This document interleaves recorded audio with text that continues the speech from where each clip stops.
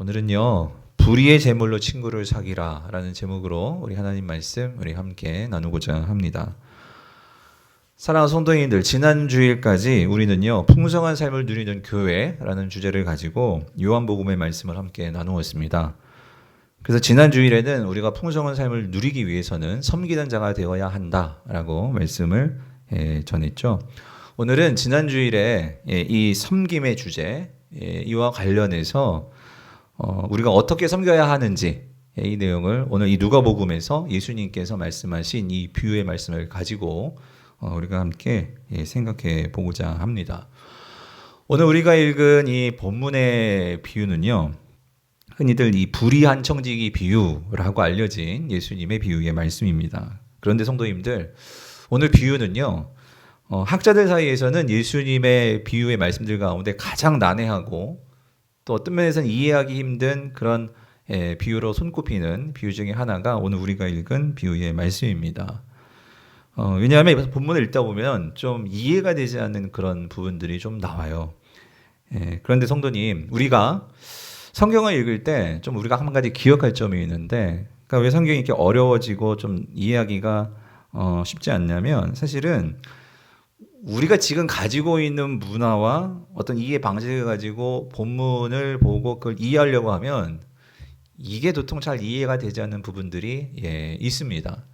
그러니까 무슨 말이냐면 그때의 문화와 그때 이해 방식, 경제 체제가 지금 우리의 방식과 너무 다른 거죠. 그래서 여러분들 성경을 읽을 때 항상 그러한 갭, 그러한 차이, 그러한 이 간격이 있다는 것을 좀 염두에 두고 본문을 볼 좀 그런 필요는 있습니다. 그리고 또 한 가지, 우리가 예수님의 비유를 볼 때는요, 예수님 항상 이 관점을 가지고 비유의 말씀을 주십니다. 그게 뭐냐면 하나님 나라 관점이에요. 그래서 예수님 모든 비유의 이 공통점은 하나님 나라를 전제로 하고 있어요. 근데 이 하나님 나라의 관점이 조금 어렵지는 않지만 어떤 관점이냐면 이 종말론적 관점이라는 내용들을 포함하고 있거든요. 그래서 이러한 관점들을 우리가 조금 알고 이해하고 염두하고 예수님의 비유를 보면 그래도 예수님이 하시고자 하는 그 비유의 메시지는 다른 세부적인 것들은 우리가 조금 어려울 수 있어도 예수님께서 주시고자 하는 교훈, 하시고자 하는 말씀의 그 의도, 의미, 이것들은 분명하게 이해할 수가 있습니다. 그래서 오늘 저는 이런 관점에서 오늘 예수님께서 하나님 나라 관점에서 이 비유를 어떻게 말씀하신 것인가를 우리 성도님들과 좀 같이 생각해 보고자 합니다. 자, 먼저 오늘 본문의 이 비유의 내용을 좀 요약해서 말씀드리면요, 한 아주 큰 부자가 있었어요. 엄청난 부자입니다. 그래서 이 재산을 이 부자가 다 관장할 수가 없어요. 그래서 전문 경영인이라고 할까요? 하여튼 전문 재정을 담당하는 청지기를 둔 거예요. 그래서 이 청지기에게 이 주인의 모든 권한을 다 부여해 줬어요. 마치 주인처럼 대리인이 되어서 이 주인의 모든 이 재물을 담당하도록 그렇게 일을 맡겼습니다. 근데 이 청지기가 어떻게 했느냐 모르겠습니다. 부가 너무나 커서 그랬는지 재산이 너무나 이 부자가 많아서 그랬는지 모르겠지만 안 들킬 거라 생각했는지 횡령을 한 거예요. 횡령을. 이 주인의 돈을 자기 마음대로 이렇게 빼돌리는 그런 일들을 한 거죠. 그런데 이 일이 주인에게 어떻게 되었어요? 발각이 된 거예요. 발각이 돼가지고 이제 그때부터 이 청지기가 고민이 들어간 거예요. 나 잘릴 텐데 그러면 분명히 나는 그 다음 나의 어떤 먹고 살 일을 생각해야 될 거 아니에요? 근데 아무리 생각해봐도 내가 딱히 뭐 잘할 수 있는 게 없는 거예요. 그동안 이 회계일만 봤으니. 그래가지고 이 노동을 하자니, 막노동을 하자니, 이제 나이도 많고 힘도 없고, 또 사람들에게 이렇게 빌어먹자니, 그래도 내가 체면이 어느 정도 이 지위가 있는 청직이었는데, 그것도 창피하고. 그래가지고 고민을 하던 중에 이 사람이 살 길을 찾았는데, 그게 뭐냐면, 그러니까 주인의 이 빚진 자들을 다 불러가지고, 그 주인에게 빚진 자들의 그 빚을 탕감해주는 일을 한 거예요. 그래서 어떤 사람들에게는 그 빚의 50%를 깎아주기도 하고요. 또 어떤 사람에게는 20%를 깎아주기도 하고요. 그러니까 사실 뒤에서 말씀드리겠지만 이런 점이 잘 이해가 안 된다는 거예요. 아니 그렇게 주인에게 횡령해가지고 잘린 그 사람이 어떻게 또 이렇게 막 주인의 돈을 마음대로 깎아주고 할 수 있느냐. 그거는 나중에 뒤에서 우리가 한번 생각해 보겠지만, 근데 아무튼 예, 이런 맥락에서 근데 이 사람이 왜 그 주인의 이 그 빚을 이렇게 깎아주는 일을 했느냐 하면 이 사람 생각한 거죠. 뭐냐면 내가 뭐 당장 할 뭐 어떤 능력도 없고 뭐 일도 없고 근데 뭘 생각했냐면 내가 그런 빚진 사람들에게 그런 빚을 깎아주면 이 사람들이 나에게 어떻게 생각하겠어요? 나를 고맙게 생각하겠죠. 그럼 내가 이 직장에서 쫓겨나더라도 이 사람들이 나를 나중에 내가 그렇게 쫓겨나고 할 일이 없는 걸 보면 나를 도와주겠지. 이 생각을 하고 예, 이 일을 한 거예요. 예. 그런데 결국에는 이 모든 것들이 다 들통이 난 거예요. 주인에게. 자, 근데 이 질문은 이거예요. 궁금증은 이거예요. 이렇게 되었는데 이 주인이 이 모든 사실을 알게 되었는데 이 청지기에 대해서 그래서 성경에 나오죠. 불의한 청지기에 대해서 옳지 않은 청지기에 대해서 이 주인이 어떻게 처벌을 했을까? 여러분 어떻게 했을까요? 만약 여러분들이 주인이라면 이 횡령에다가 자기 마음대로 막 장부를 조작하고 한 이 청지기 어떻게 하시겠어요? 고발하지 않겠어요? 경찰에? 아니면 뭐 진짜 큰 부니까 변호사를 대동해 가지고 이 법적인 책임들을 하나하나 따져가면서 그러지 않겠어요? 근데 여러분 이상한 게 뭐냐면요. 이 주인이요. 그렇게 하지는 않아요. 감옥에를 보내지 않고 오히려 이 사람의 한 행동에 대해서 뭐라고 하냐면 뭐라고 해요? 지혜 있다. 예? 지혜 있다라고 뭐를 해요? 칭찬을 하는 거예요. 그리고 나서 8절에서 곧바로 예수님께서 이런 말씀을 하세요. 뭐라고 말씀하셨냐면 이 세대의 아들들이 빛의 아들들보다 더 지혜롭다라는 말씀을 하시는 거예요. 성도님들. 여기서 또 우리 많은 질문들이 생기는 거예요. 왜 주인은 자기에게 손해를 보면서도 이 청지기에 대해서 지혜롭다라고 칭찬을 하는 것일까? 또 더 이상한 것은 왜 예수님은 이런 비유를 말씀하시는 걸까? 그래서 여러분 만약에요. 중요한 건 이겁니다. 예수님께서 이 비유를 말씀하셨는데 그냥 액면 그대로 만약에 이 말씀을 가지고 생각하면 그러면 예수님께서 이 말씀을 제자들에게 하시면서 또 예수님도 어떤 면에서는 이 청지기가 지혜 있다라고 그렇게 인정해 주시는 것 같은데 그러면 이렇게 횡령을 하고 이렇게 그 장부를 이렇게 조작을 하고 그렇게 하는 것을 예수님께서 허용하시고 그것들을 정당하게 인정해 주시는 건가? 하는 질문이 든단 말이죠. 근데 그렇지는 않겠죠. 예수님께서 불의한 일을 정당하다 하시고 그것이 옳다라고 말씀하시는 않으실 거란 말이죠.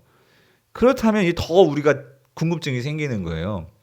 아니 왜 주인은 지혜롭다고 했으며 또 예수님은 이 비유를 왜 말씀하시면서 또 마지막에 이 세대 사람들이 더 지혜롭다라고 그렇게 말씀을 하시냐 말이죠. 자, 그래서 여러분 이제 우리가 이거 하나씩 풀어갈 거예요. 자, 그래서 먼저 이제 우리 1절을 다시 한번 보겠습니다. 우리 1절을 다시 보면은요. 우리 1절, 2절 같이 한번 읽어볼게요. 시작. 또한 제자들에게 이르시되 어떤 부자에게 청지기가 있는데 그가 주인의 소유를 낭비한다는 말이 그 주인에게 들린지라. 주인이 그를 불러 내가 내게 대하여 들은 이 말이 어찌 됨이냐. 내가 보던 일을 세마라.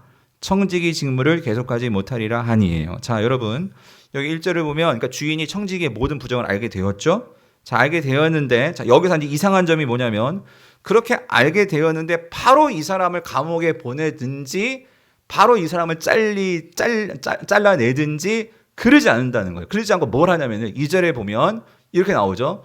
자, 이 말이 어찌 됨이냐라고 말하면서요. 네가 보던 일을 뭐 해라? 세마라라고 말합니다. 그리고 나서 내가 청지기 직무를 계속하지 못하겠다라고 말합니다. 이게 무슨 말이냐면 아니 우리 같으면 당장 잘라내고 그냥 당장 쫓아낼 것 같은데 이 주인은요 당장 그렇게 하지 않습니다. 여기서 네가 보던 일을 세마라 이 말은요. 그러니까 네가 지금까지 해왔던 일을 잘 정리해놔 그 소리예요. 아니 주인의 돈을 횡령한 사람인데 여러분 그런데 그 주인이 그 모든 재산을 이 사람이 어떻게 할지도 모르겠는데 당장 쫓아내야지. 그러지 않고 뭘 하는 거예요? 장부 정리 다시 잘해봐 하고 뭘 주는 거예요? 시간을 주는 거예요. 예. 여러분 어떻게 생각하세요? 왜 그랬을까? 진짜 이 부자가 그러니까 이 주인이 진짜 엄청난 재산을 갖고 있기 때문에 이게 뭐 하루아침에 잘 정리가 안 되고 이거를 만약에 다른 사람들에게 맡기려고 해도 이게 너무 크니까 이거를 좀 정리를 해놓고 맡겨야 되니까 그러니까 너가 그만두기 전에 이런 일들을 좀 다 정리해놔. 그래서 시간을 주고 그게 끝난 다음에 해고하는 것으로도 생각할 수 있겠죠. 어떠세요? 그런데 여러분 뒤에 맥락을 보면요 또 한 가지 있어요. 이 주인이 뭘 하냐면 그러니까 어떤 면에서 중요한 건 이 주인이 바로 자르지 않고 이 사람에게 뭘 줬냐면 시간을 줬어요. 시간. 예. 시간을 줬는데 이 청지기가 이 시간을 가지고 뭘 하느냐 뒤에 보면은요. 그러니까 이 사람이 잘리면 결국 생계가 다 잘려 나가는 거잖아요. 먹고 살아야 되잖아요. 그럼 뭔가 새로운 일을 찾아야 될 거 아니에요. 그래서 이 청지기가 새로운 그런 일들을 찾거든요. 그거를 보면 이 주인은 무슨 시간을 준 거냐면 뭐죠? 당장 자르지 않고 뭐 할 수 있는 시간을 준 거예요. 앞으로 미래에 뭐 해먹고 살지 그 미래를 준비할 수 있도록 뭘 준 거예요? 시간을 준 거죠. 야, 이거를 보면 참 여러분 이 주인 어떻게 생각되세요? 참 긍휼이 많구나. 예? 자기가 손해를 봤음에도 불구하고 그걸 바로 잘라내는 게 아니라 그래도 이 사람도 한 가정을 책임지는 가장일 텐데 그래서 일정 기간을 두고 자기 밑에 있으면서 그 다음 일을 준비할 수 있도록 그렇게 시간을 주는 거예요. 그걸 보면 이 주인은 참 엄청난 부자이면서도 참 긍휼이 많은 그런 주인인 것을 우리가 알 수 있죠. 그래서 여러분, 자, 이 청지기가 그렇게 시간을 얻었어요. 그래서 그 시간 동안 뭐를 하느냐? 자, 그래서 이 청지기가요, 이제 고민을 합니다. 내가 뭘 해야 될까? 어떻게 내 삶을 살아야 될까? 그래서 이 청지기가 자신의 앞으로의 미래를 두고 고민하면서 내가 할 수 있는 일을 찾았습니다. 찾았는데 그 일이 뭐냐? 그게 뭐예요? 주인의 빚진 자들을 하나씩 불러가지고 뭐 해주는 거? 그 빚을 탕감해주는 일을 하는 거예요. 자, 여러분, 자, 5절, 6절을 보세요. 자, 5절, 6절을 보니까 자, 이렇습니다. 주인에게 빚진 자를 일일이 불러다가 한 명씩 다 부른 거예요. 먼저 온 자에게 이르되 네가 내 주인에게 얼마 빚졌느냐? 그랬더니 말하되 기름 100마리이다. 이르되 여기 네 증서를 가지고 빨리 앉아서 50이라 쓰라. 고치는 거죠. 빚진 그 총 금액을 고치는 거예요. 그런데 여러분 왜 이런 일을 하는 걸까요? 왜 이런 일을 합니까? 그 이유가 4절에 나와 있죠. 4절. 내가 할 일을 알았도다. 이렇게 하면 자 뭐래요? 직분을 뺏긴 후에 자 사람들이 나를 어떻게 자기 집으로 뭐예요? 영접하리라. 그러니까 뭐냐면 이 사람이요. 그러니까 어떤 면에서는 잔머리를 굴린 거예요. 그러니까 고민하면서 내가 지금 뭐 바쁘러 뭐 기술도 없고 할 줄 아는 것도 없고 근데 어떻게 사냐 말이야. 그래서 이 사람이 고민한 거는 이거구나. 그러니까 그 빚진 자들을 불러가지고 내가 그렇게 빚을 아직은 청직이잖아요. 그러니까 그거를 감해주고 증서의 금액을 바꿔줘. 그러면 이 빚진 자들 나한테 어떻게 생각하겠어요? 고맙지. 너무 고맙지. 그러니까 이런 호의를 사지 않겠어요? 그럼 이 사람이 나중에 정말 어렵게 되었을 때 그런 소식이 들리면 그 정말 호의를 받은 사람들이 이 사람 가만 놔두겠어요? 뭐 직업을 뭐 찾아준다거나 뭐 갈 데가 없으면 집에서 조금 재워준다거나 뭔가 이렇게 도움을 주지 않겠냐 말이죠. 이 청지기는 그걸 생각한 거예요. 그걸 생각한 거예요. 그래가지고 한 사람 불러가지고 그 빚을 이제 깎아주는 일을 했는데 여러분 지금 이 빚 깎아준 거 있잖아요. 이게 보통 뭐 몇십만 원, 몇백만 원 깎아준 게 아닙니다. 여러분 6절, 7절 다시 보면은요. 자, 6절, 7절 보세요. 이렇게 되어 있죠. 말하되 기름 100마리이다. 이르되 여기 네 증서를 가지고 빨리 앉아. 얼마로? 50이라 쓰라. 그러니까 100마리에서 50. 반을 깎아줬어요. 또 7절. 다른 사람에게 이르되 너는 얼마나 빚졌느냐. 이르되 밀 100석이니이다. 이르되 여기 내 증서를 가지고 얼마? 80. 얼마 깎아줬어요? 뭐 20%를 깎아준 거예요. 근데 여러분 놀라지 마세요. 여기 이 6절에요. 이 100마리 있잖아요. 100말. 기름 100말. 이게 올리브유거든요. 올리브유. 이 올리브유가 100마리 몇 리터냐면 3,300리터래요. 3,300리터. 그런데 여러분 이게 당시 금액을 따지면 이 금액이 어느 정도 나오는 금액이냐면 1000 데나리온이래요. 1000 데나리온.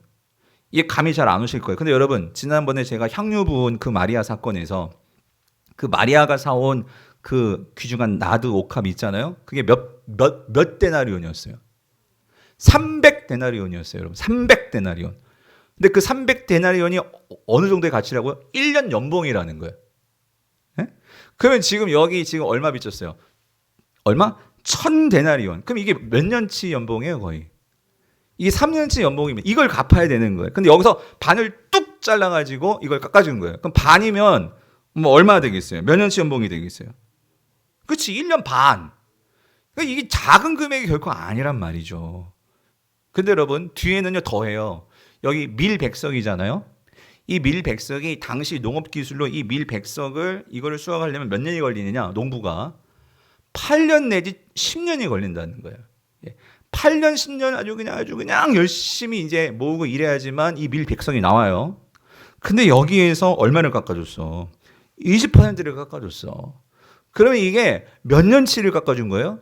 거의 2년치의 그 품성, 2년치의 수확량을 깎아준 거예요. 여러분 2년입니다. 2년. 예. 그러니까 이게 적은 게 아니란 말이에요. 그러니까 이걸 보면 이 부자가 얼마나 큰 부자인 것을 알 수도 있고 또 이 청지기가 얼마나 큰 이 권한을 갖고 있는 청지기인 것을 우리가 알 수 있다는 거죠. 자, 그런데 여러분, 그럼에도 불구하고 여기서 이제 우리 질문들이 생기는 거야. 아니, 어떻게 이 청지기가 간도 정말 이렇게 클 수가 있나? 횡령했는데 자기 돈도 아니고 이 주인의 돈을 이렇게 마음대로 막 이렇게 깎아내릴 수 있고 어떻게 이럴 수 있나? 이런 생각이 들잖아요. 그래서 학자들도 이 점을 놓고 막 여러 가지 막 이걸 어떻게 해석해야 될까? 이런 논쟁들을 합니다. 근데 여러분, 오늘 본문에서는요, 분명한 것은 뭐 그 과정에 대해서는 설명을 하지 않습니다. 이유에 대한 설명하지 않습니다. 하지만 오늘 본문이 우리에게 분명하게 얘기해 주고 있는 건 뭐냐면요. 중요한 건 결론이에요. 결론. 자, 결국은 이렇게 주인의 돈을 가지고 마음대로 이 청지기가 한 일이 다 이제 주인에게 밝혀졌어요. 그랬을 때 이 주인이 이 청지기에 대해서 뭐라고 말을 하느냐? 이게 중요하거든요. 여러분 8절에 보세요. 8절 같이 볼게요. 같이 읽어보겠습니다. 시작. 주인이 이 옳지 않은 청지기가 이를 지혜 있게 하였으므로 뭐예요? 칭찬하였으니 여러분. 네. 그러니까 주인도 이 청지기 한 일이 옳지 않은 걸 알아. 그러니까 옳지 않은 청지기래요. 그러면 옳지 않으니까 그냥 뭐 이 청지기를 막 욕을 하든지 어떻게 막 그 벌을 내리든지 해야 될 것 같은데 옳지 않은 청지기가 이렇게 한 모든 이 일에 대해서 뭐라고 얘기하고 있어요? 뭐 했어요? 지혜 있다라고 뭐해? 칭찬하는 거예요. 어떤 님 참 너 잘했다 그 소리죠. 잘했다.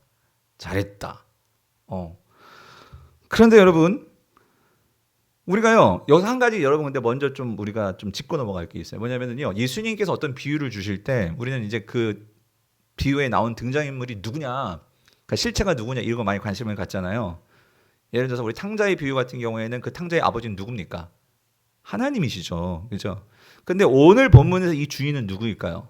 여러분 이 주인은 하나님은 아니십니다. 여러분 그건 꼭 여러분 염두에 두셔야 돼요. 왜냐하면 지금 이 주인은요, 그러니까 예수님은 당시 그 경제의 어떤 시스템, 사회 구조 속에서 그러니까 이 주인과 청지기의 어떤 그런 관계, 그 관계를 빌어서 그러니까 지금 예수님께서 하시고자 하는 어떤 메시지가 있어요. 그 메시지에 그냥 단지 등장인물로 이 주인과 청지기를 등장시킨 거예요. 그런데 분명한 것은 지금 어찌됐든 이 청지기의 행동은 옳지 않습니다. 그래서 분명 아까 옳지 않은 청지기라고 했잖아요. 그죠? 그래서 그런 부분에서 칭찬을 하고 있어요. 그래서 이걸 자칫 잘못하면 예수님께서 그의 행동을 이게 하나님이라면 그의 옳지 않은 행동을 정당화시켜 주는 거잖아요. 그렇진 않단 말이에요. 무슨 말인지 이해되시죠? 그래서 이것은 주인은 예수님이나 하나님이 아니라는 거예요. 그런데 지금 중요한 건 이거. 이 주인도 청지기도 우리가 뒤에 보면 알지만 이 사람 다 이 세상 사람들입니다.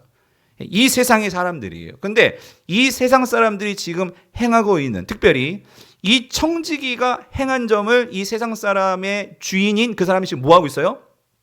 칭찬을 하고 있다. 여기 중요한 포인트가 있는 거예요. 그럼 우리가 이 점에서 그리고 예수님도 그런 칭찬에 대해서는 인정해 줍니다. 예. 그러면 예수님께서 이 불의한 청지기가 행한 그가 미래를 놓고 자신이 이제 앞으로 어떻게 살아갈 거냐 말이에요. 그런데 그 자신의 그 미래를 놓고 그가 뭘 결정했어요? 그 빚진 자들의 그 빚을 이 세상의 돈을 깎아줌으로 인해서 호의를 산 거잖아요. 예수님 지금 그 점을 칭찬하고 있는 거예요. 주인도 바로 그 점을 칭찬하고 있는 거예요. 무슨 말이냐면 자, 주인의 재산을 자기 마음대로 이렇게 사용한 것, 그거를 칭찬하는 게 아니죠. 그건 불의한 행동이죠. 그거는 불의한 행동이지만 주인이 칭찬하는 것은 뭐냐면요. 그러니까 자신의 미래를 준비하는데 이 청지기가 이제 자신이 청지기로서의 권한이 이제 끝나갑니다. 끝날 거예요.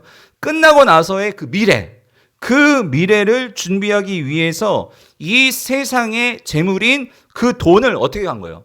잘 사용했다 그 소리예요. 그 돈을 지혜롭게 사용했다 그 소리예요. 그래서 이 미래에도 이 사람이 정말 살아갈 수 있는 그 살거리를 잘 마련했다 그 소리예요. 잘 마련했다. 그게 지혜롭다. 이게 포인트라는 거죠. 다시 말하면 자 이렇습니다. 그러니까 예수님도 바로 이 점을 칭찬하는 거예요. 이 청지기가 꾀를 낸 거죠. 꾀를 내었는데 장례를 준비하는데 그게 미래인 이 장례를 준비하는데 이 세상에 뒤에 나와요. 불의한 재물이라고 말하는 이 돈을 잘 사용했다 그 소리죠. 자, 그럼에도 불구하고 여러분, 그래도 목사님 좀 이해가 안 돼요. 어떻게 주인의 그 자기 돈 아니잖아요. 이런 분들도 분명히 있을 텐데, 그래서 학자들이 이걸 두고 여러 가지 연구하고 해석을 했어요. 그 당시 문화 배경, 경제 시스템 연구하고 그 중에 제가 이렇게 이번에 공부를 하면서 한 가지 좀 타당하다 하는 그 설명을 제가 좀 소개해드리면은요. 자, 이렇습니다. 지금 이 청지기가 주인의 그 빚진 자들을 불러다가 그 돈을 깎아줬잖아요. 그러면 깎아준 부분, 자기 마음대로 그렇게 하는 것도 이게 잘못된 건데, 그죠? 그런데 어떻게 깎아줄 수 있었을까? 이 부분에 대해서 이런 설명이 있어요. 이 청지기가 그 줄여준 부분은 이건 법적으로 자신이 할 수 있는, 그 청지기가 할 수 있는 권한인 자신이 받아야 할 수수료를 깎아줬다는 거예요. 수수료. 이게 무슨 말이냐면, 그러니까 이 당시에 이런 청지기들이 이제 그 밭을 이렇게 빌려주고 하면 나중에 이제 어떤 소출이 나오고 맨 마지막에 결산할 때 그때 주인에게 원금을 주고 수수료를 거기서 때 받는다는 거예요. 무슨 말인지 되시죠? 마치 이런 거죠. 여러분들이 그 어떤 부동산이나 집 같은 거 거래할 때 그래서 우리가 내 집인데도 불구하고 이 사람한테 그 집을 내주거나 팔 때 중간에 누가 껴요? 부동산 중개인이 끼잖아요. 그래서 중개인에게 뭘 줍니까? 주인이. 뭐 주인도 그렇고 사는 사람도 그렇고 수수료를 주잖아요. 그런 개념이라는 거예요. 그러니까 이 사람이 지금 깎아준 건 뭐냐면 자기가 받아야 할 그 수수료를 어떤 면에서 뭐 하는 거예요? 포기한 거지. 이해되시죠? 예. 그거를 포기하고 그거를 받을 것을 어떻게? 자, 사람들 일일이 부르다가 너 얼마 빚졌어? 100이요. 그럼 50이라 어 그러니까 나머지 그 50은 사실 뭐예요? 수수료야. 예. 그래서 증서에는 그 자신이 갚아야 할 원금뿐만 아니라 그 수수료까지를 이렇게 기입을 했다라는 거예요. 이 시대에. 그런데 이 주인이 그러니까 주인에게 가야 할 돈 그거를 지금 자기 마음대로 깎은 게 아니고 자신에게 가야 할 부분 그거를 빼고 다시 증서를 만들어줬다 그 소리입니다. 무슨 말인지 이해되시죠? 그랬을 때 이 주인이 뭘 칭찬했냐면 이 청지기, 불의한 청지기 맨 처음에는요. 주인의 돈을 자기 마음대로 자기 목적을 위해서 그렇게 횡령했던 자였어요. 그런데 이 사람이 이제 다 모든 것이 발각이 되고 두 번째 기회를 줬을 때는 그 돈이라는 것을 어떻게 씁니까? 여러분 이럴 수도 있잖아요. 내가 지금 이제 청지기직이 이제 끝나고 쫓겨날 거예요. 그러면 사람들 다 불러다가 원래는 그 수확이 다 끝나고 나서 받아야 되는데 막 자신의 어떤 그런 권한을 미리미리 땡겨 받을 수도 있을 거 아니에요. 막 그 달라고 막 그거 그럴 수도 있을 거 아니에요. 그렇게 하지 않고 이 사람이 어떻게 했다고요? 다 불러다가 그 자신이 받아야 할 수수료를 다 삭감해주고 원금만 주인에게 드릴 수 있도록 증서를 새로 만들어줬다라는 거예요. 그런데 그렇게 한 것이 결국에는 이 사람들에게 뭐를 산 거예요? 호의를 사고, 그죠? 그래서 그렇게 했을 때 이 사람이 그 청지기직에서 이제 쫓겨났을 때 그의 미래는 어떻게 될까요? 그런 사람들의 호의가 있기 때문에 이런 호의를 받은 사람들이 이 사람을 가만 놔두지 않을 거라는 거죠. 긍휼히 여기고 도움을 얻을 수 있을 텐데, 야, 너 참 그 점에서 참 지혜롭게 머리를 굴렸구나. 이거 칭찬했다 그 소리입니다. 주인이. 무슨 말이 되십니까? 근데 이 점에 대해서 예수님도 한 가지 말씀을 하시는 거예요. 뭐라고 말하냐면, 자, 이 점을 들어 예수님께서 지금 제자들에게 교훈을 주십니다. 여러분, 우리가 비유를 볼 때 이 예수님의 비유가 어떤 대상을 향해서 주는 비유인지를 우리가 좀 유심히 봐야 돼. 이게 바리새인에게 주는 비유인지, 이게 제자들에게 주는 비유인지. 근데 오늘 본문은 1절을 보면은요. 여러분 성경을 보세요. 본문은 없어요. 자막은 없어요. 예수님의 제자들에게 준 비유라고 분명히 나와요. 그죠? 제자들에게 이르시되 나오잖아요. 그러니까 예수님은요. 지금 이겁니다. 이 세대들, 그러니까 여러분 그래서 예수님께서요. 자, 8절을 보세요. 8절을 보면 아주 의미심장한 말씀을 하시는데, 그러니까 예수님이요. 이 세상 사람들이 살아가는 어떤 지혜로운 방식을 가지고 지금 하나님의 빛의 자녀들인 이 제자들에게 아주 의미심장한 교훈을 주시고 있는 건데, 그게 무슨 말씀이냐면, 자, 이렇게 말씀하십니다. 16절 8절에 앞에선 주인이 이 옳지 않은 청지기가 이를 지혜 있게 하였으므로 뭐 했어요? 칭찬하셨잖아요. 그랬는데 예수님이 거기 덧붙여서 이렇게 말합니다. 이 세대의 아들들이 자기 시대에 있어서는 빛의 아들들보다 어떠하다? 더 지혜롭다라고 말씀하시는 거예요. 이게 무슨 말이냐면 여러분 앞에 있는 이 세대의 아들들은 누구일까요? 그러니까 하나님 백성이 아닌, 즉 다시 말하면 예수님 믿지 않은 세상 사람들입니다. 예. 그런데 그 세상 사람들이 이 자기 시대에 있어서는 이 말은 뭐냐면 이 세상에서 살아가는 날 동안, 예, 날 동안에는 자 빛의 아들들보다, 이 빛의 아들은 누구예요? 하나님의 백성인, 그러니까 예수님의 제자들, 예수님을 믿는 오늘 저 여러분들이죠. 이 빛의 아들들보다 누가 더 지혜롭다는 거예요? 세상 사람들이 더 지혜롭다라고 예수님도 그렇게 말씀을 하시는 거예요. 이게 어떤 맥락이냐면 여러분 이렇습니다. 아니 이게 도대체 무슨 말일까? 근데 여러분 여기서 이 지혜롭다라는 말의 의미는 이 헬라어로 프로니모스인데, 프로니모스는요 이런 의미예요. 분별력이 있고 신중하고 사력 있고 그리고 아주 약삭빠른. 그러니까 무슨 말이냐면 자, 여기서 예수님께서 이 세상 사람들이 더 지혜롭다라고 말씀하시는 것은 자, 이 세상 사람들도 자기 나름대로 미래를 위해서 어떻게 살아갑니까? 지혜롭게, 다시 말하면 아주 신중하고 분별력이 있고 아주 열심히 애를 쓰고 아주 약삭빠르게 그렇게 자신 미래를 위해서 준비하면서 그렇게 살아간다 그 소리예요. 그런데 이 자기 시대에는 이 말은 뭐냐면 여러분 이 자기 시대가요 자기 시대만 있는 것이 아니라 하나님의 영원한 시대가 있습니다. 근데 이 사람들은 그 영원한 시대를 몰라요. 영원한 미래, 하나님 나라에 대해서는 몰라요, 세상 사람들은. 그래서 이 사람들이 고작 생각하는 것은 이 세상이 끝나게 되는, 결국 모든 것이 결국 사라지게 될 텐데 이 세상을 살아가는데 이 세상을 살아가는 그 짧은 한정된 미래 안에서, 그런데 이 세상 사람들이 어때요?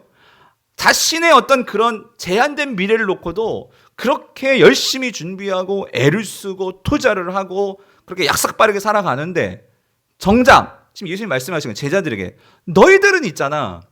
너희들이 이 세상을 살아가는데 너희들도 이 자기 시대가 있으면 너희들은 이 자기 시대만 있는 게 아니라 어떤 시대가 있어요? 더 영원한 미래가 있단 말이에요. 하나님께서 준비해 놓으신 그 영원한 하나님 나라, 그 영원한 시대, 영원한 미래가 있는데 도대체 너희들은 뭘 준비하면서 살고 있니? 이거를 말씀하시는 거예요. 세상 사람들은 이 제한된 이 현실 속에서 그렇게 애쓰고 분별력이 있고 투자하고 약속 빠르게 그렇게 살아가는데, 미래를 위해서 그렇게 준비하면서 살아가는데 하나님 나라가 주어졌고 하나님 나라에 들어갈 그 미래가 주어진 너희들 제자들, 너희들은 정말로 이 주어진 세상 속에서, 주어진 시간 속에서 마치 청지기가 이제 곧 해고될 거예요. 근데 해고되면 그 다음 미래를 살아야 돼. 그 미래를 위해서 고민하면서 그가 생각한 것이 빚을 깎아주는 이러한 이 자기의 손해를 볼지 모르지만 그게 손해가 아니라 그 사람들의 호의를 사는 그 일에 투자를 한 거죠. 어떤 면에서는. 그렇게 미래를 준비하면서 그렇게 치열하게 약삭빠르게 살았는데 오늘 성도들, 하나님의 자녀들, 빛의 자녀들, 너희들은 도대체 어떤 미래를 위해서 준비하며 살고 있니? 예수님이 그거를 볼 때 안타까운 거예요. 안타까운 거. 그래서 세상 사람들도 이렇게 지혜로운데 너희들은 도대체 무슨 미래를 위해서 준비하면서 살고 있느냐? 이것이죠. 성도님들, 제가 한번 여쭤볼게요. 우리는 모두가 하나님 나라를 바라보고 그 나라에 들어갈 걸 믿습니다. 아멘이십니까? 그런데 여러분 다시 한번 묻습니다. 여러분들은 그 하나님 나라에 들어가는 걸 위해서 지금 뭘 준비하면서 살고 계시냐고요. 그 하나님 나라, 내 영원한 미래를 위해서 하나님께서 우리에게 주어진 이 시간 속에서, 여러분 이 시간은 이제 끝나게 될 거예요. 그럼 우리가 이 땅에서 살아가는 이 시간 동안 나에게 주어진 이 물질, 나에게 주어진 건강, 나에게 주어진 이 직업, 나에게 주어진 이 학교, 나에게 주어진 이 교회, 우리에게 주어진 이것을 가지고 우리는 도대체 무슨 미래를 위해서, 그 하나님 나라에서 뭘 위해서 우리가 준비하면서 살고 있느냐? 이 말씀이죠. 오늘 예수님이 말씀하신 불의한 이 청지기의 비유 핵심 바로 이거예요. 너희들은 그 영원한 미래를 위해서 뭘 준비하면서 이 땅을 살아가고 있니? 이 말씀이라는 거예요. 그래서 여러분, 오늘 본문에서 주님은 한 가지 제안을 하시죠. 9절을 보세요. 9절 이렇게 말씀하십니다. 내가 너희에게 말하노니 불의의 제물로 뭐를 해라? 뭐를 해? 친구를 좀 좀 사겨라. 이 세상에서 지금 이 청지기가 자신의 어떤 수수료, 자신이 받을 돈을 가지고 뭘 했죠? 뭘 사겼죠? 친구를 만든 거예요. 친구를. 맞죠? 근데 예수님도 뭐라고 말씀하시면, 여러분 여기서 이 불의의 재물이라는 것은 그러니까 이 세상의 돈을 말하는 거예요. 돈. 주님께서 노골적으로 말씀하시면 너희들 좀 돈을 가지고, 그러니까 여러분 여기서의 불의의 재물은 사실은 돈만이 아닙니다. 이 세상에 하나님께서 우리에게 주신 모든 것이 다 해당될 수 있어요. 이 세상의 모든 것이 다 해당될 수 있어요. 내가 가진 그 모든 것이 다 해당될 수 있어요. 그거를 가지고 뭐를 해라고요? 친구를 좀 사겨라. 근데 여러분 여기서 이 친구를 사귄다는 게 어떤 의미일까요? 그러니까 이게 오늘 본문에서 그냥 직접적으로 우리가 적용해 보면, 그러니까 돈을 가지고 어려운 사람들 도와주고 그 사람들의 호의를 좀 이렇게 사고, 이거 말씀하시는 걸까요? 여러분 그렇다면 이거는요 세상이 더 잘할 수도 있어요. 세상 사람들도 그런 구제는 합니다. 세상의 큰 기업들도요 좋은 일 많이 합니다. 예수님이 말씀하시는 건 단지 돈 갖고 구제해라 그 의미가 아니고요. 그것보다 더 들어갑니다. 무슨 의미냐면 여기에서 친구를 사겨라 이 말은 뭐냐면요, 너가 가진 것들을 가지고 우리들의 미래는 어디 있습니까? 하나님 나라에 있습니다. 우리가 살 영원한 그 미래는 하나님 나라입니다. 우리가 이 땅에서의 우리 청지기 직분이 끝나면 우리는 그 다음 미래를 살아야 되는데 그 다음 미래는 하나님 나라예요. 그럼 여기서 주님께서 말씀하시는 너희 그 재물을 가지고, 돈을 가지고 친구를 사귀라 이 말은요, 너희들에게 주어진 시간, 너희들에게 주어진 물질, 너희들이 가지고 있는 그것을 가지고 이 땅에서 너와 함께 하나님 나라에 들어갈 그런 영적인 그런 동료들, 영적인 친구들, 제가 금요 성령 집회 때 말씀드린 거로 설명드리면 제자들을 만들어라 그 소리입니다. 예수님께서 이거를 말씀하시는 거예요. 이 땅을 살아가면서 너희들만 혼자 천국 가는 것이 아니고 너희들이 정말 이 땅에서 해야 될 일이 있는데 너희들도 그 친구를 만들어, 영적인 친구를 만들어. 그래서 그들과 함께 하나의 나라에 가는 거야. 이거 사겨, 이거 해. 주님께서 이거를 말씀하시는 거예요. 성도님들, 우리가 요한복음 15장을 보면은 거기 예수님 포도나무 비유를 말씀하시잖아요. 그 포도나무 비유에서 12절에서 예수님께서 이런 말씀을 하세요. 내가 너희를 사랑한 것 같이 너희도 서로 사랑하라 라고 말씀을 하십니다. 서로 사랑하라 라고 말씀하시잖아요. 그러면서 거기서 사랑의 본질이 뭔지를 이어지는 말씀에서 이렇게 말씀하세요. 13절 14절 우리 같이 한번 읽어볼게요. 시작. 사람이 친구를 위하여 자기 목숨을 버리면 이보다 더 큰 사랑이 없나니 너희는 내가 명하는 대로 행하면 그건 뭐예요? 나이보다 친구다. 그죠? 여기 너희가 누굽니까? 제자들이죠. 제자들. 지금 예수님께서요 이 제자들을 뭐라고 말하냐면 나의 친구라고 말씀을 했습니다. 근데 여러분 잘 보십시오. 어떻게 이 제자들이 예수님의 친구가 됩니까? 왜냐하면 예수님과 함께 이제 이 제자들은 어디에 들어갈 사람들입니까? 하나님 나라에 들어갈 사람들입니다. 그런데 여러분 어떻게 이 제자들이 예수님과 함께 하나님 나라에 들어갈 수 있는 친구가 된 것입니까? 뭘 통해서 친구가 된 것입니까? 여러분 그거는요, 예수님께서 자신의 하나밖에 없는 그 목숨을 가지고, 예수님은 불의한 재물이 아니라 정말 돈으로도 살 수 없는 그 예수님의 목숨을 들여서 저와 여러분들을 뭐로 만들어주신 거예요? 친구로 만들어주셨다 그 소리입니다. 근데 예수님은 오늘 저와 여러분들이 이제 뭐라고 말씀하면, 너희들은 목숨까지는 아니더라도 그 세상 사람들이 목매다는, 정말 그거 알고 보면 아무것도 아닌데 세상 사람들이 그렇게 소중히 여기는 그 불의한 재물, 너희들이 소유하고 있는 그 무엇, 그거를 가지고 내 목숨을 들여서 너희들을 친구 삼은 것처럼 이제 너희도 이 세상에서 그 불의한 재물로 뭘 좀 사겨라? 친구를 좀 사겨라. 친구를 좀 사겨라. 예수님께서 지금 그거를 말씀을 하시는 겁니다. 사랑하는 성도님들, 우리는 이 점에서 한 가지 질문을 해봐야 돼요. 그렇다면 나는 과연 이 세상에서 얼마나 내가 가지고 있는 시간, 물질, 건강, 소유하는 것을 가지고 나는 얼마나 이 영적인 친구를 만들었나? 성도님들, 하나님 속으로 한번 대답해 보세요. 여러분이 정말로 이 세상 사람들이었는데 그 세상 사람들을 그 하나님 나라에 같이 갈 수 있는, 나로 인해서 같이 그 세상에 그 하나님 나라에 들어갈 수 있는 그런 영적인 친구를 몇 명이나 만드셨습니까? 예수님께서 이어지는 요한복음 15장 16절 우리가 금요 성령 집회도 봤죠? 뭐라고 말씀하십니까? 너희가 나를 택한 것이 아니요 내가 너희를 택하여 세웠나니 이는 너희로 가서 자, 뭘 맺어요? 열매를 맺게 하고 또 너희 열매가 어떻게? 항상 있게 하여 내 이름으로 아버지께 무엇을 구하든지 어떻게 해요? 다 받게 할 것이다. 주님께서 약속해 주세요. 근데 여러분 여기서 중요한 거 제가 금요일에 말씀드려요. 여기 열매가 뭡니까? 우리가 가서 맺어야 할 열매가 무엇입니까? 여러분 열매는 뭐예요? 친구라는 거예요. 친구. 예. 금요 성령 집회 뭐라고 말씀드렸어요? 우리가 제자라면 주님께서 말씀하셨죠. 너희는 가서 모든 민족으로 뭘 삼으라? 제자를 삼아줘. 마태복음 28장 19절 20절 말씀. 제자를 삼아줘. 오늘 저와 여러분들에게 주님께서 바라시는 것은 이 열매래요. 그래서 또 너희 열매가 항상 있게 하여. 주님 이거 물어보실 거예요. 너에게 열매가 있니? 너에게 그런 친구가 있니? 여러분 이게 왜 중요하냐면 여러분 보세요. 예수님께서 오늘 본문에서 이렇게 말씀하십니다. 9절 보세요. 내가 너희에게 말하노니 우리가 왜 불의의 제물로 친구를 사게 되는지 아십니까? 자, 다음 말씀. 그래. 내가 너에게 말하노니 불의의 제물로 친구를 사기라. 그리하면 여기요. 그리하면 그 제물이 어떻게 돼요? 없어질 때에 말해요. 여러분 이게 무슨 말이에요? 그 제물이 없어진다. 여러분 세상 종말이 있습니다. 우리가 이 세상에 내가 붙들고 있는 그 집 무슨 재산 뭐 이거 끝까지 천국까지 갖고 가는 게 아니에요. 이게 다 없어지는 때가 있단 말이에요. 그 재물이 없어지는데 그러면 그때는 뭐예요? 다시 말하면 우리가 청지기 직분에 쫓겨나는 때가 있다 그 소리예요. 근데 그 다음에 없습니까? 그 다음이 있어요. 미래가 있어요. 근데 뭐라고 말씀해? 그들이 너희를 영주할 초소래. 영주할 초소. 영원히 거할 초소. 그 초소에서 너희를 뭐 하느냐? 영접하리라고 말씀하고 계세요. 여기서 이 그들이 누구일까요? 친구들입니다. 이 땅에서 나로 인해서 그 하나님 나라에 같이 들어가게 된 그 친구들입니다. 그 친구들이 우리가 영원히 거할 그 아버지의 집, 그 하나님 나라에서 뭐 하냐면 우리를요 영접해 준다. 환영해 준다 그 소리. 무슨 말이냐면 아유 장로님 오셨습니까? 아유 집사님 오셨습니까? 아유 목사님 오셨습니까?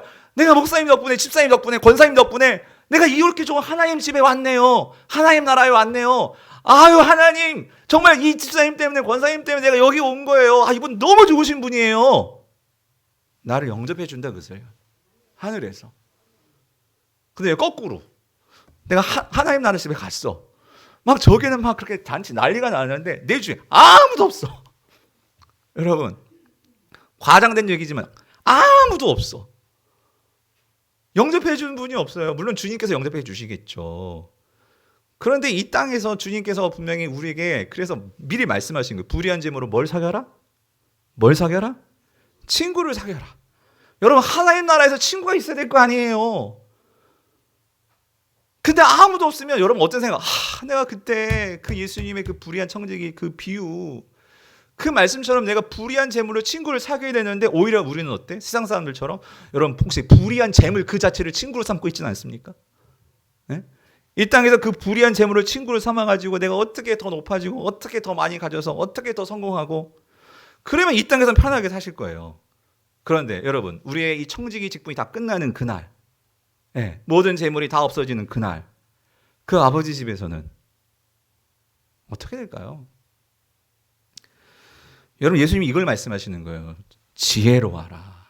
지혜로워라. 세상 사람들도 이 지혜롭게 정말 그 미래를 위해서 막 투자를 하고 막 하지만 그것도 없어질 때가 있는데 성도라면 진짜 너에게 영주할 그 영원한 미래를 위해서 지혜롭게 살아라. 제자들에게 지금 그 말씀을 해주시는 거예요. 사랑하는 성도님들, 오늘 우리가 예수님을 믿고 따르는 그 궁극적인 목적이 무엇입니까? 결국 우리 모두가 다 그 하나님 나라를 지금 바라고 있고 그 나라를 소망하면서 그 나라에 들어가기 위해서 살고 있는 것이 아닙니까? 그렇다면 여러분 지금 우리에게 주어진 이 시간은 어떤 시간일까요?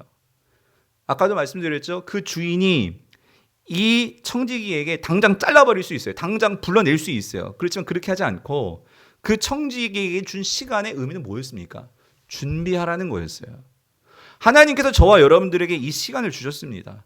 시간과 더불어서 여러분의 어떤 소유, 여러분의 어떤 자녀, 여러분의 어떤 기술, 여러분의 어떤 직업 주셨습니다. 여러분 그거 왜 주신 겁니까? 그냥 그거 갖고 여기서 그냥 이 세상에서 그냥 룰루랄라 하다 끝나버리라고 주신 것입니까? 아닙니다. 그걸 갖고 준비하라 그거예요. 준비하라. 예. 그 불의한 재물로 친구를 사기는 다시 말하면 영적인 그 영원한 일에 투자하는 그 시간을 우리에게 주신 겁니다.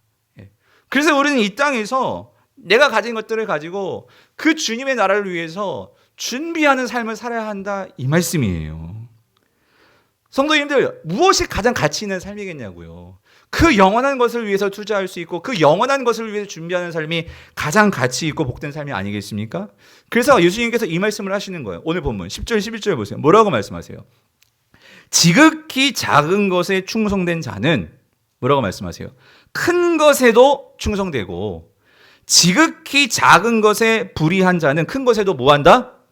불의하느니라 말씀합니다. 여러분 성경책을 보세요. 10절 11절 11절 뭐라고 말씀해요? 너희가 만일 불의한 재물에도 뭐하지 아니하면 충성하지 아니하면 누가 참된 것으로 너희에게 맡기겠느냐라고 말씀하세요. 여러분 여기 지극히 작은 것에 충성된 자는 큰 것에도 충성된다. 이게 무슨 말이냐면 여러분 여기서 이 지극히 작은 것, 예수님이 보시기에, 하나님 보시기에 지극히 작은 게 뭘까요? 이게 뭘까요? 오늘 본문 맥락에서 이게 바로 불의한 재물, 돈입니다. 돈. 하나님이 보실 때는 돈은요 지극히 작은 겁니다. 그런데 세상에서는 어떻게 돈이 어떻게 지극히 큰 거죠. 예? 그런데 하나님이 보실 때는 이거 지극히 작은 거라는 거예요. 그런데 여러분 왜 하나님 보실 때 돈이 그렇게 지극히 작은 것일까요? 왜 그런 것일까요? 여러분 이 물질 재물의 주인은 누구십니까? 하나님이시라는 겁니다. 예? 목사님, 그래서 내가 정말 뻔뻔지게 이래가지고 모은 돈이고 이 재산인데 이게 내 하나님 거라고요? 물론 우리가 재물만 보시면 여러분 거기 내 땀이 있고 수고가 있고 애씀이 있습니다. 근데 여러분 한번 잘 생각해 보십시오. 시작을 생각해 보십시오. 이 돈과 이 모든 것들이 어디로부터 왔어요? 이 세상이 존재하기 때문에 하나님께서 이 세상을 만들어 주셨고 그리고 그 땅에서 그 밭에서 그 모든 것에서부터 태양으로부터 그 모든 것이 하나님부터 온 거 아닙니까? 심지어 여러분이 그렇게 돈을 벌 수 있는 건강도, 여러분의 어떤 지혜도, 지식도 사실은 다 하나님께서 그걸 벌 수 있는 능력을 주셨으니까 그거 벌었던 거 아닙니까? 이 모든 것이 하나님 거라는 거예요. 하나님이 주인이시라는 거예요. 그래서 여러분 분명한 사실은 이렇습니다. 물질이 주인이 누구인지를 분명히 하는 사람은요 절대로 그 돈이나 이 세상 것에 노예가 되지 않습니다. 그런데 이 물질이 주인이 되는 순간 여러분 사람은요 그것에 끌려갈 수밖에 없고 결과론적으로는요 이 물질에 내가 뭐가 되느냐? 노예가 된다 그 소리입니다. 하나님께서요 끊임없이 우상 숭배를 금하고 끊임없이 우리에게 누가 주인인지 알아야 된다라고 말씀하시는 이유는요 하나님은 우리가요 이 세상을 다스리는 존재로 하나님은 그렇게 창조하셨다는 거예요. 그렇게 다스리는 존재로 이 세상을 살기를 하나님은 원하시는데 문제는 우리가 이 생을 살면서 이 주인의식이 이게 자꾸 흔들려요. 세상을 살아가면서 많은 사람들이 돈이라는 것이 많은 사람들에게 안정감을 주거든요. 내 통장에 돈이 두둑하면 왠지 모르게 안정감이 와요. 왜 그러냐면 어렸을 때부터 애들에게 세뱃돈 주고 돈 주고 하면 애들이 그 돈이 막 모여지는 거 보면 난 부장인 것 같아. 어렸을 때부터 돈이 주는 그런 안정감이 길들어져 버렸어요. 그런데 여러분 우리가요 여러분 돈이 주는 안정감이 길들어 가면 갈수록 어떻게 돼요? 돈이 없으면 불안해지는 거예요. 여러분 돈이 있으면 삶은 편안하죠. 그러나 여러분 분명한 거 돈이 있어야지만 우리 삶이 행복할까요? 돈이 있어야지만 정말 우리 삶에 편안한 거 말고요 평안함이라는 것이 돈이 있어야지만 찾아올까요? 결코 그렇지 않다는 거예요.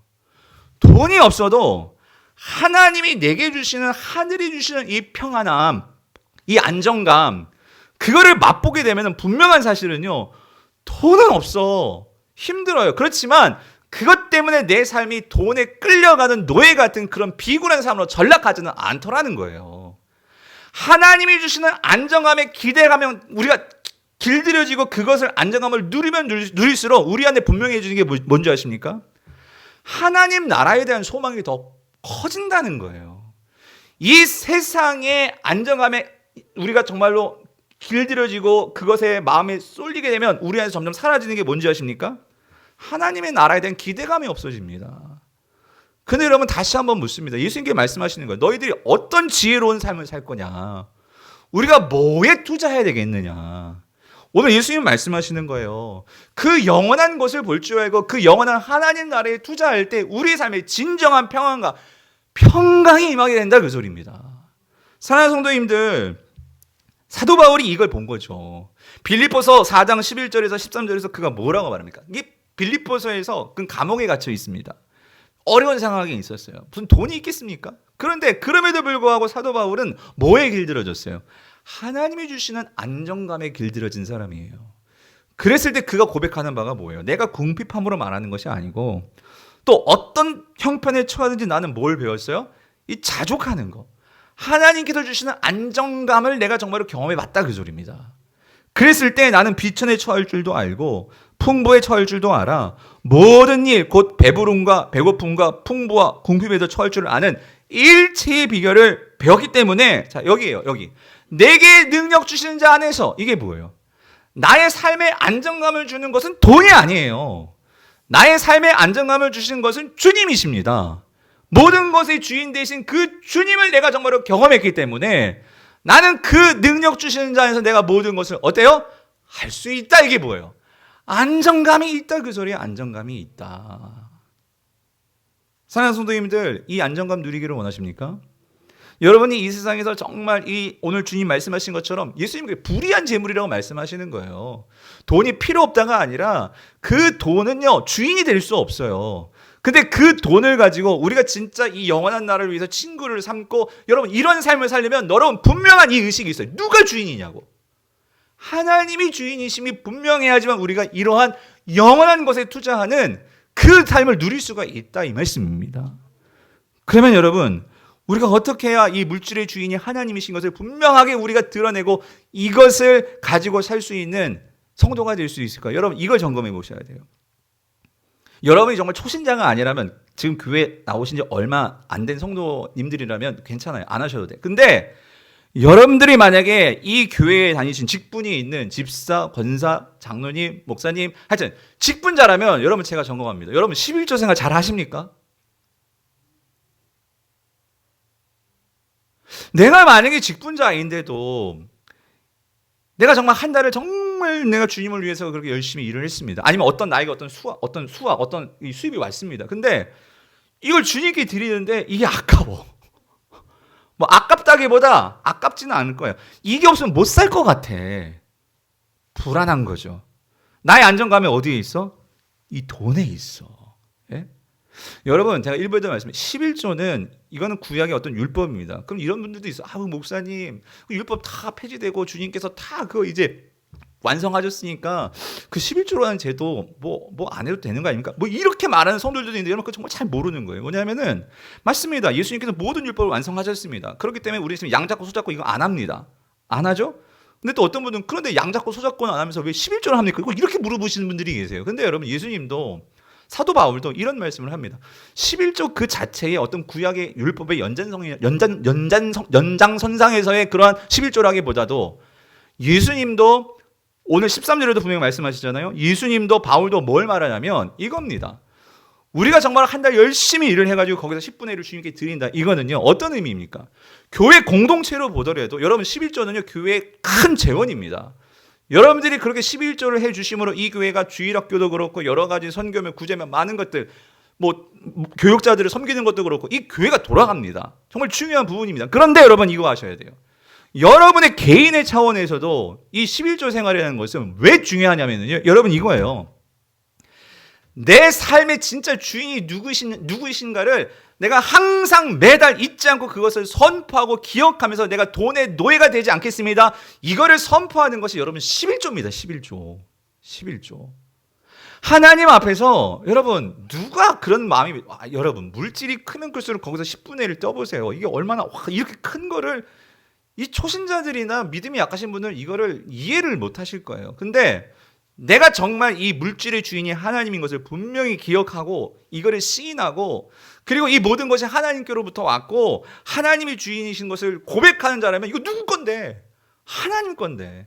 하나님께서 그렇게 주시고도 나에게 10분의 9를 가지고 살 수 있도록 이런 은혜를 주셨는데 그리고 그 하나님께서 이 땅의 삶뿐만 아니라 나의 미래의 삶까지도 하나님은 책임지시고 나를 그렇게 인도해 주시는데 여러분 11조는요 이거를 고백하면서 여러분들이 정말 예배 시간에 여러분 11조 가능하면 예배 시간 오셔서 드리십시오. 예배 시간에 요즘 우리가 온라인 이제 코로나다 보니까 온라인으로 헌금하시지만 정말 그런 온라인으로 너무 쏘시더라도 정말 이런 마음이 없이 여러분 11조가 아니고요.